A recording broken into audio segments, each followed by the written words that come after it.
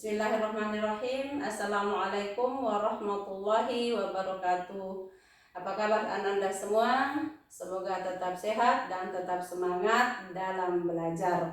Pada kesempatan kali ini kita akan melanjutkan kembali pembahasan kita tentang penerapan teknologi pada sistem reproduksi tumbuhan dan hewan. Dan yang sekarang kita akan bahas adalah reproduksi pada hewan, dengan harapan anak-anakku bisa membedakan macam-macam cara reproduksi pada hewan dan bisa membandingkan beberapa cara teknologi reproduksi pada hewan. Di kelas 7 kita sudah mempelajari tentang pengelompokan hewan, di mana hewan itu terbagi menjadi dua kelompok besar yang kita kenali dengan hewan-hewan avertebrata dan hewan-hewan vertebrata. Nah, sekarang bagaimana cara perkembangbiakannya? Apakah juga dia berkembang biak secara vegetatif dan generatif sama dengan tumbuhan? Iya. Hewan yang berkembang biak secara vegetatif itu dari kelompok hewan porifera dan dari kelompok hewan Cnidaria, ya.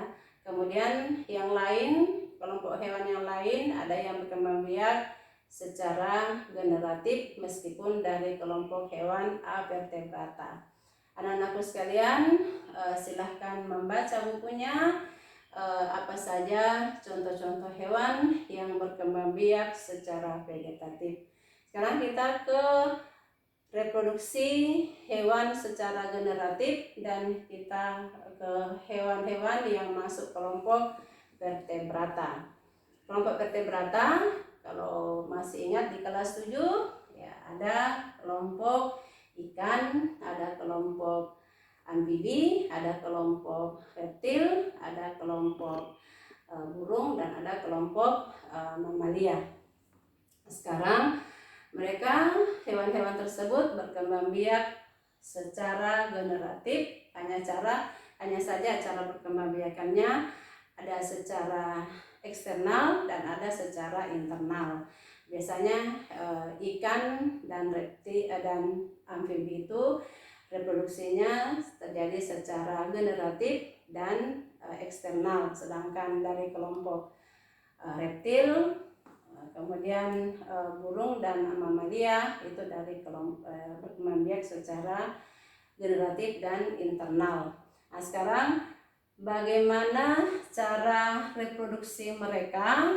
Ada secara ovipar, yaitu berkembang biak dengan cara bertelur, misalnya pada ikan, pada burung.